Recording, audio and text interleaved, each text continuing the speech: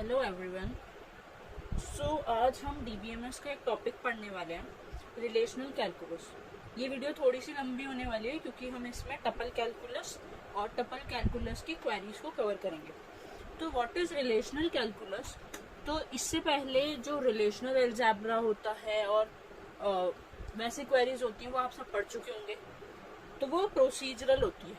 Relational calculus एक non procedural query language है। Non procedural से मैं क्या मतलब समझती हूँ? नॉन प्रोसीजरल का मतलब होता है कि जो हम लोग हैं वो कंसर्न्ड है बस कि क्या काम करना है, कैसे करना है, that is not the matter here. So relational calculus non procedural query language है। ओके, अब हम बात करते हैं कि हम इसे रिलेशनल कैलकुलस ही क्यों कहते हैं। तो रिलेशनल कैलकुलस जो वर्ड है या रिलेशनल कैलकुलस जो है वो प्रेडिकेट कैलकुलस के ऊपर बेस्ड है। प्रेडिकेट कैलकुलस क्या होता है? ये एक मैथमेटिकल टर्म है। प्रेडिकेट का मतलब होता है ट्रुथ वैल्यूड फंक्शन, जो हमने डिस्क्रीट मैथमेटिक्स में भी पढ़ा था। तो एक प्रेडिकेट क्या होता है? जिसके पास एक ट्रुथ वैल्यूड एक फंक्शन है जिसके पास आर्ग्यूमेंट्स हैं, और जब हम उन आर्ग्यूमेंट्स में उसकी वैल्यू पुट ऑन करते हैं तो हमें रिजल्ट जो मिलता है वो होती है एक एक्सप्रेशन जिसे हम कहते हैं प्रोपोजिशन। तो वो ट्रू भी हो सकता है, वो फॉल्स भी हो सकता है। तो रिलेशनल कैलकुलस इसके ऊपर बेस्ड है। तो अब देखते हैं कि हमारे जो कैलकुलस एक्सप्रेशंस हैं उसमें हम क्वांटिफायर्स भी यूज करते हैं। तो दो तरीके के होते हैं क्वांटिफायर्स, यूनिवर्सल और एग्जिस्टेंशियल।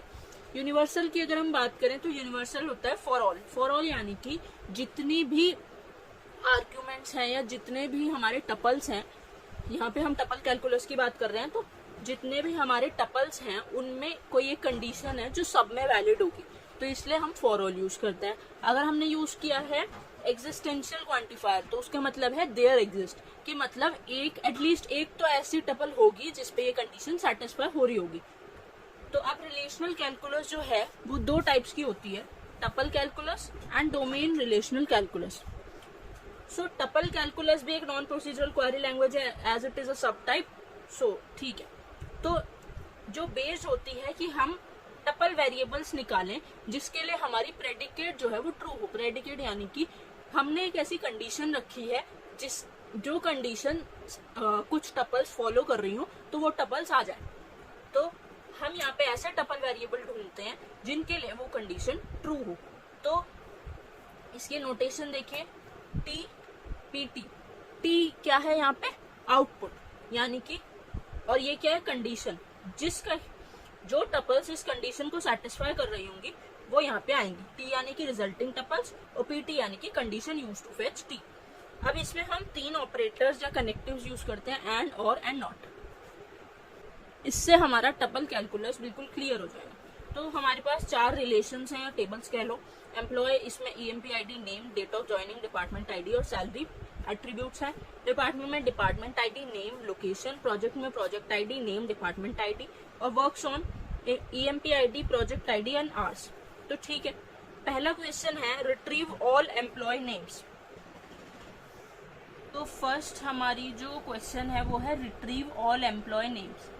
तो इसके लिए जब हम क्वेरी लिखेंगे, जैसा कि अभी हमने जो नोटेशन पढ़ी उसमें लिखा था, जो चीज हमें चाहिए वो लिखेंगे लेफ्ट में। पहले यहाँ पे टेबल का नाम लिख लेते हैं। तो एम्प्लॉय नेम्स कौन सी टेबल में है? एम्प्लॉय में। तो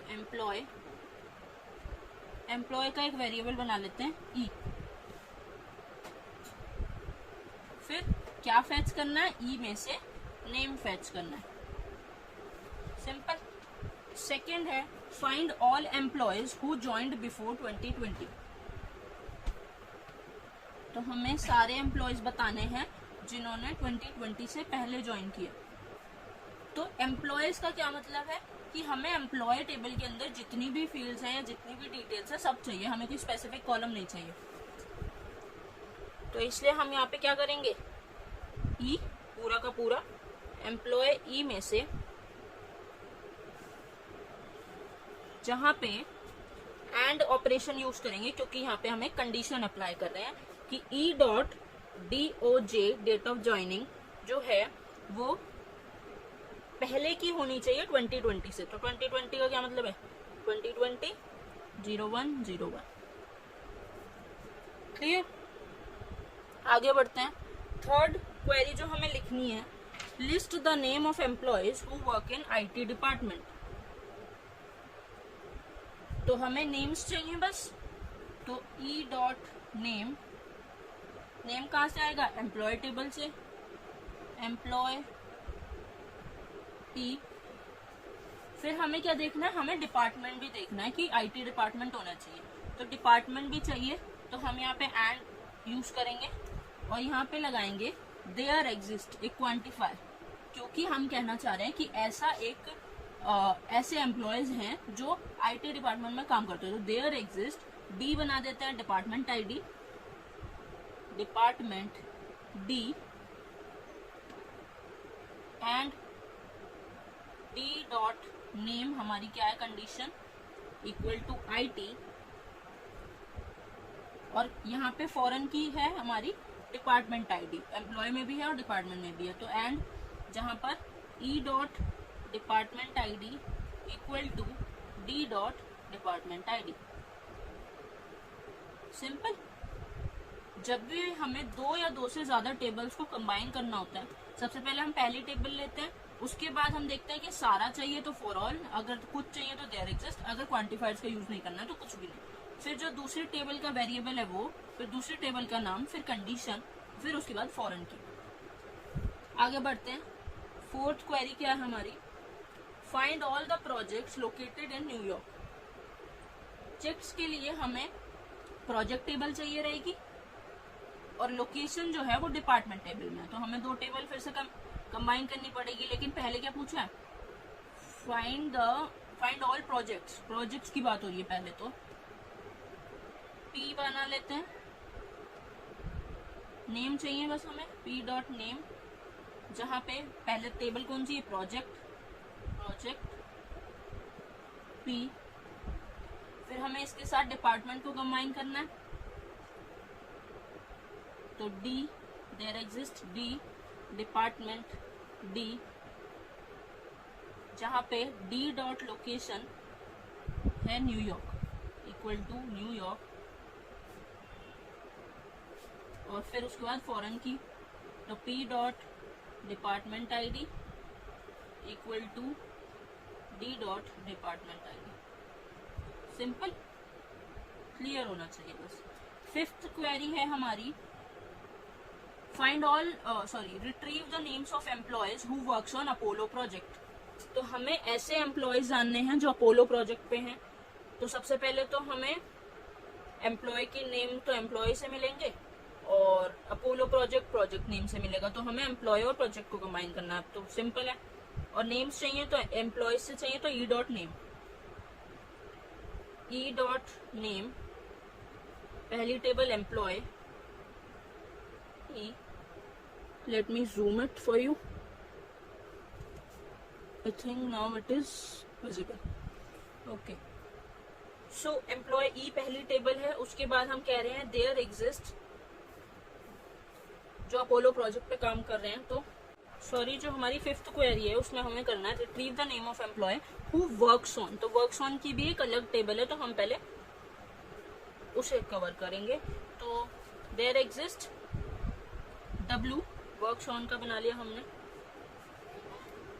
W, जहां पर हमारा जो W.empid है वो इक्वल टू E.empid है, फॉरेन की को हमने कर लिया। उसके बाद हम कह रहे हैं there exist P, project P, जहां पे P.name अपोलो है, P.name इक्वल टू अपोलो, और उसके बाद प्रोजेक्ट ID भी चाहिए हमें, फॉरेन की इसमें है project ID equal to W.project ID।